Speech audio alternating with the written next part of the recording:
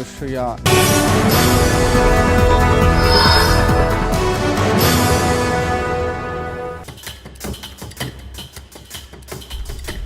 तस्वीरों में दिख रहे इन जनाब को देखिए, जो शराब के नशे में धुत हैं और खुद ही अपनी मौत को बुलावा दे रहे हैं।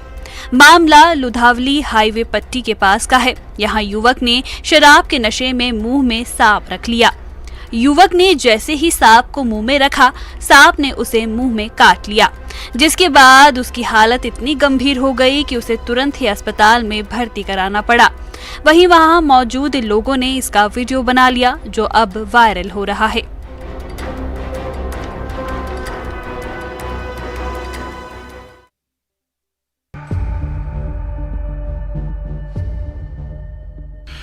बैतूल में एक शोरूम में उस वक्त हड़कंप मच गया जब शोरूम में मौजूद डस्टबिन में दो खतरनाक रसल वाइपर एक दूसरे से लिपटे मिले।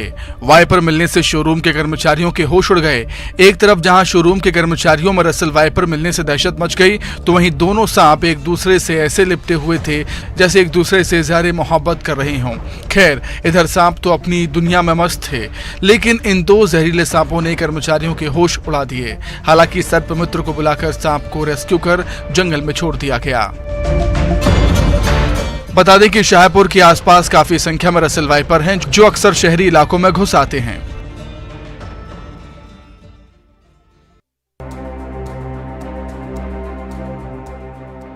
छत्तीसगढ़ में अक्सर कभी भालू, बाघ, तेंदुआ मिलने की खबरें सामने आती हैं, लेकिन इस बार गरियाबंद के जरहीडीह गांव के ग्रामीण हाथियों की दहशत से खौफ में हैं। ताजा मामला जिले के जरहीडीह गांव से सामने आया है, जहां खेत में बने झोपड़ी में सो रहे ग्रामीण पर अचानक एक हाथी ने हमला कर दिया।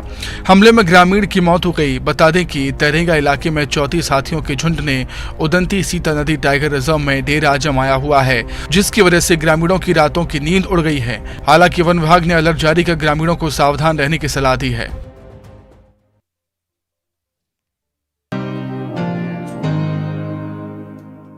सरहद हो या भाषा, प्यार में कुछ मायने नहीं रखता। दो देश दो भाषा, मोहब्बत में मायने नहीं रखती। दिल की भाषा बस समझ आनी चाहिए। और यही वजह है कि खजुराहो के रहने वाले एक युवक को मेक्सिको की एक महिला भाग गई। दोनों के बीच मोहब्बत का परवान ऐसा चढ़ा कि अंजाम शादी तक पहुंच गया।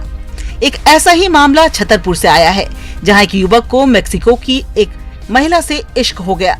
युवक शादी के लिए विशेष विवाह अधिनियम के तहत कलेक्ट्रेट कार्यालय छतरपुर में विवाह पंजीयन अधिकारी न्यायालय अपर कलेक्टर में आवेदन देकर विवाह की अनुमति मांगी है।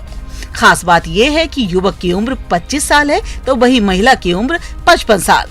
दोनों विवाह के अटूट बंधन में बंधकर आगे की जिंदगी साथ निभाना चाहते हैं।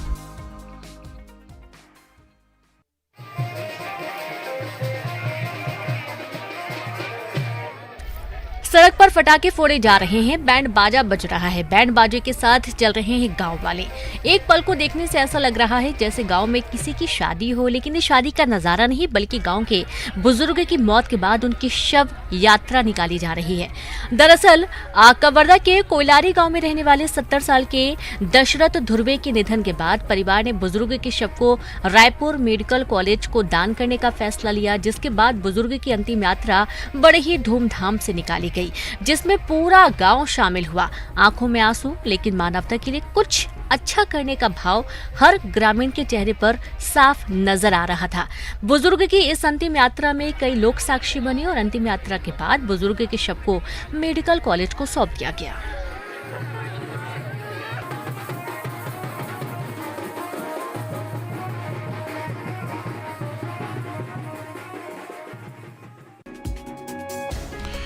बेबसी, लाचारी जैसे शब्द इस तस्वीर को बताने के लिए काफी हैं, जो हेल्थ सिस्टम की पोल पट्टी खोल रहा है। तस्वीर है पन्ना से और तस्वीरों में दिख रहा है ये शख्स, महिला का पति और पास में खड़ा मासूम महिला का बेटा, जिसकी मां बीमार है। बीमार पत्नी को अस्पताल ले जाने के लिए पति ने एम्बुलेंस बुलाई, लेकिन जब एम्बुलेंस समय पर नहीं पहुंची, तब बीमारी से तड़पती पत्नी को अस्पताल पहुंचाने के लिए पति ने ठेले का सहारा लिया। ठेले के सहारे पति अपनी पत्नी को जिला अस्पताल लेकर पहुंचा। पत्नी को हाथ ठेले पर ले जाने की तस्वीर जिला अस्पताल की व्यवस्थाओं को बेनकाब करती हुई नजर आ रही है। नरेंद्र मोदी, नरेंद्र मोदी, नरेंद्र मोदी। खंडवा के पिंडारे परिवार की खुशी का ठिकाना नहीं है। मां की आंखों से आंसू थमने का नाम नहीं ले रहे। इस खुशी के आंसू के पीछे की वजह भी बेहद खास है। उनका राजू पाकिस्तान की जेल में 5 साल सजा काटने के बाद घर लौट आया है। पूरा परिवार पिछले 5 सालों से इस लम्हे का इंतजार कर रहा था। मां अपने बेटे को गले लगाने के लिए बेताब थी। आखिरकार वो दिन आया। खंडवा स्टेशन पर बेटे को देखकर मां के आंसू छलक उठे। लोगों ने जोरदार तरीके से राजू का स्वागत किया। इस दौरान लोगों ने पीएम मोदी जिंदाबाद के नारे भी लगाए। हालांकि अभी राजू की तबीयत ठीक नहीं है। पाकिस्तान में दी गई यातनाओं का असर अभी भी उसके शरीर पर है। 20 फरवरी को बागा बॉर्डर पर पाकिस्तान के अधिकारियों ने राजू पिंडारे को भारतीय अधिकारियों को सौंप दिया था। पुलिस और डॉक्टरों की निगरानी में उसे खंडवा लाया गया। साल 2019 में राजू घूमने की नीयत से बॉर्डर पार करके पाकिस्तान चला गया था, लेकिन वह वापस लौटता उससे पहले ही पाकिस्तान की फौज ने उसे पकड़ लिया। पाकिस्तानी फौज ने उसे जासूस होने के शक में जबरदस्त यातनाएं दी।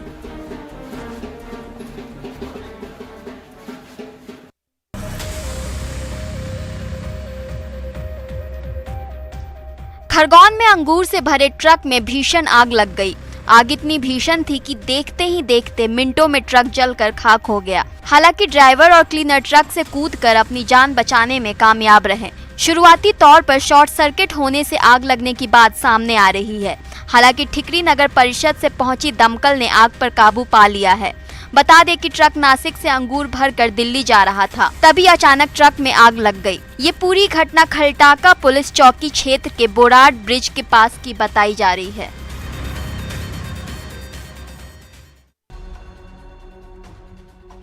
सड़क पर धू धू कर जल रहा ये ट्रक अपने आप नहीं जल रहा है, बल्कि गुस्साए ग्रामीणों ने ट्रक में आग लगा दी है।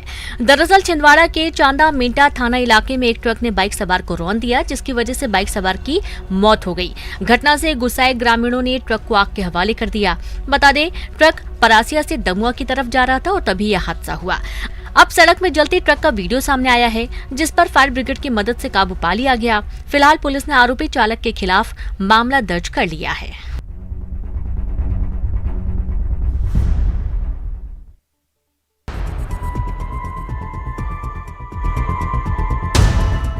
भिलाई के स्टील प्लांट में भीषण आगजनी हो गई। ये आगजनी RMP-2 के वर्टिकल क्रेन में हुई।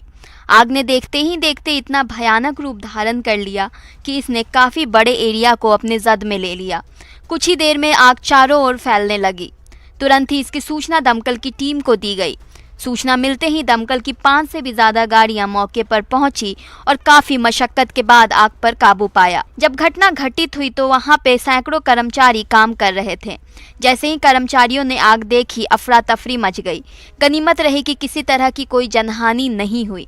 हालांकि आग कैसे लगी इसका अभी तक पता नहीं चल पाया है, लेकिन इससे भारी नुकसान की आशंका जताई जा रही है। बता दें कि पिछले 1 सप्ताह में ये चौथी बड़ी घटना है, जिस वजह से अधिकारियों के लिए ये चिंता का विषय बन गया है।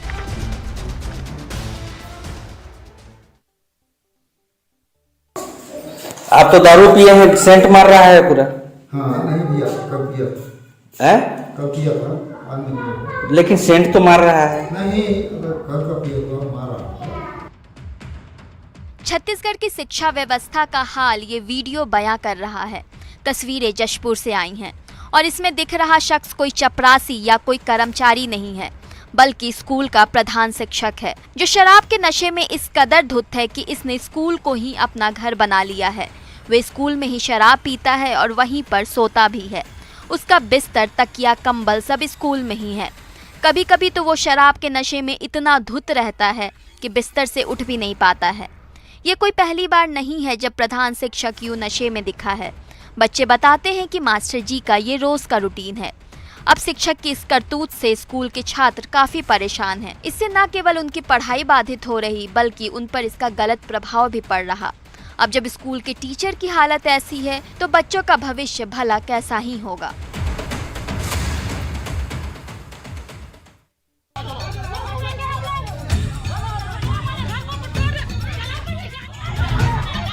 जेसीबी के आगे लेटे लोग, पुलिस से भिड़ती महिलाएं।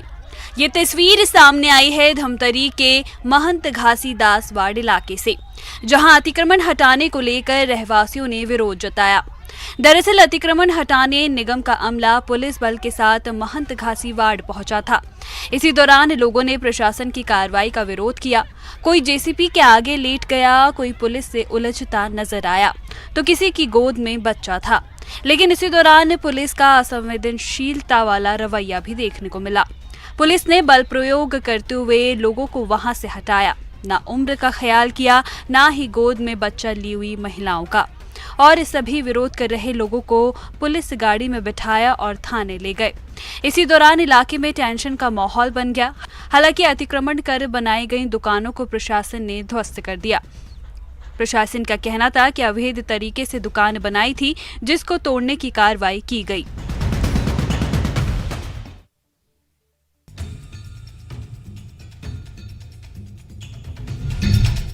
बिलासपुर में युवती को भगाकर शादी करना एक युवक को भारी पड़ गया। जब लड़की के परिजनों को इस बात का पता चला तो बवाल मच गया। जांजगीर के पामगढ़ थाना क्षेत्र में रहने वाले युवक और युवती ने बीते सप्ताह घर से भागकर रायपुर के आर्य समाज मंदिर में शादी की थी। शादी के बाद युवक बुआ के घर बिलासपुर के पचपेड़ी रहने लगा। जब लड़की के परिजनों को इसकी जानकारी मिली तो वे युवक के बुआ के घर पहुंच गए। पहले तो दोनों पक्षों के बीच सुलह की बात शुरू हुई, लेकिन बात बनी नहीं। फिर जो हुआ वो आप इस वीडियो में देखिए।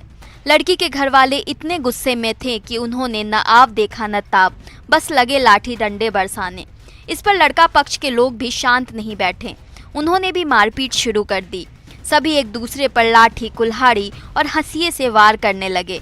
इस मारपीट में दोनों पक्ष के लोग घायल हुए हैं। मामले में पुलिस ने 11 लोगों को हिरासत में लेकर उनके खिलाफ मामला दर्ज किया है और कार्रवाई शुरू कर दी है।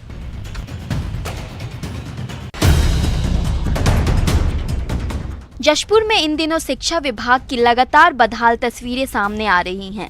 इसके बावजूद ना तो शिक्षा व्यवस्था सुधर रही और ना ही शिक्षक। अभी तो शराबी शिक्षक के स्कूल में डेरा डालने की खबर थमी भी नहीं थी कि एक और स्कूल से शर्मसार करने वाली तस्वीर सामने आई है। मामला डोकरा हायर सेकेंडरी स्कूल का है, जहां खुलेआम बच्चों से काम कराया जा रहा। इसकी तस्वीर भी सामने आई है। तस्वीरों में साफ दिखाई दे रहा है कि कुछ स्टूडेंट स्कूल यूनिफॉर्म में ही फावड़ा और तागड़ी लेकर मिट्टी खोद रहे हैं। वहीं कुछ बच्चे मिट्टी की ढुलाई करते भी नजर आ रहे हैं। ये मिट्टी की खुदाई का काम स्कूल परिसर में ही किया जा रहा। स्कूल में बच्चों से श्रम करवाने की ये तस्वीर जिले की शिक्षा व्यवस्था की पोल खोलती नजर आ रही है।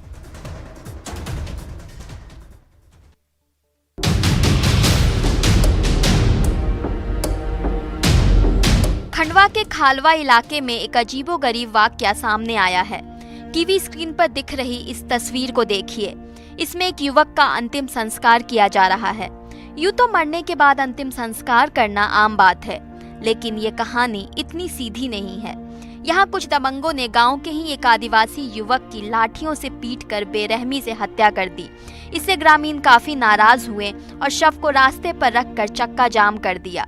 जब पुलिस ने उन्हें यहां से समझा बुझाकर हटाया तो मृतक के परिवार वाले शव को लेकर हत्याकांड के आरोपियों के ही घर पहुंच गए और वहीं पर मृतक का अंतिम संस्कार कर दिया। पुलिस ने ग्रामीणों को बहुत समझाने की कोशिश की, लेकिन समाज के लोग नहीं माने। घटना के बाद से इलाके में तनाव के हालात हैं और यहाँ भारी पुलिस बल भी तैनात किया गया है। ग्रामीण आरोपियों को कड़ी से कड़ी सजा देने की मांग कर रहे हैं।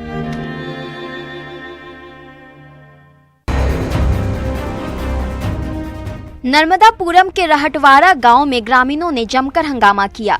यहां के रहने वाले पिछले काफी दिनों से सड़क और बिजली की समस्या को लेकर काफी परेशान थे।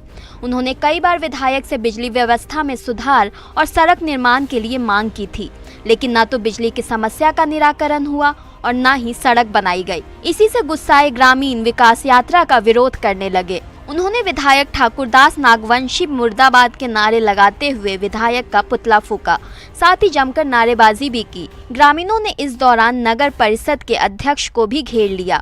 अब इस पूरे हंगामे का वीडियो सोशल मीडिया पर काफी वायरल हो रहा।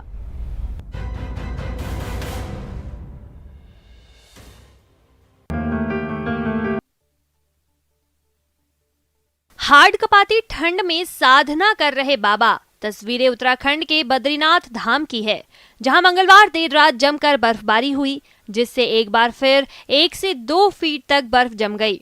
बर्फबारी के बाद की तस्वीरें भी सामने आने लगी है। बद्रीनाथ धाम में साधु संत किस तरह से कड़ाके की ठंड के बीच भी तपस्या में लीन है, इसकी एक तस्वीर सोशल मीडिया पर वायरल हो रही है। बाबा का नाम अरस कुमार महर्षि है। बाबा जहां 6 महीने से बर्फ के ऊपर तपस्या कर रहे हैं। आपको बताते चले कि बद्रीनाथ, केदारनाथ, गंगोत्री और यमुनोत्री चारों धाम के मंदिर शीतकाल में भक्तों के लिए बंद कर दिए जाते हैं, क्योंकि यहां बर्फबारी के कारण ठंड काफी अधिक बढ़ जाती है। ठंड का मौसम बीतने पर इन चारों मंदिरों के कपाट भक्तों के लिए खोले जाते हैं। कहा जाता है कि जब धाम के कपाट खुल रहे होते हैं तब यहाँ नर यानी रावल पूजा करते हैं और बंद होने पर यहाँ नारद मुनि पूजा पाठ का दायित्व संभालते हैं।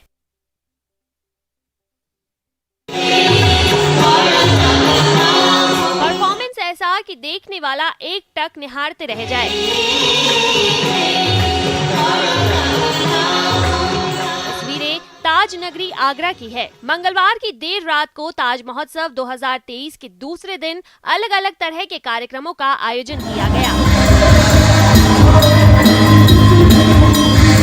ये आयोजन शिल्पग्राम के साथ ही सेल्फी पॉइंट, चौपाटी, सदर बाजार में हुए। शिल्पग्राम में रात को सांस्कृतिक नृत्य का आयोजन हुआ। उसके बाद लाइव बैंड का आयोजन किया गया। विदेशी मेहमान भी खुद को थिरकने से रोक नहीं सके। आपको बताते चले, G20 आयोजन वर्ष में विश्व बंधुत्व की थीम पर शिल्पग्राम में ताज महोत्सव का सोमवार को आगाज हुआ था। 1 मार्च तक चलने वाले इस महोत्सव में देश भर से 350 से ज्यादा शिल्पियों के स्टॉल्स लगाए गए हैं।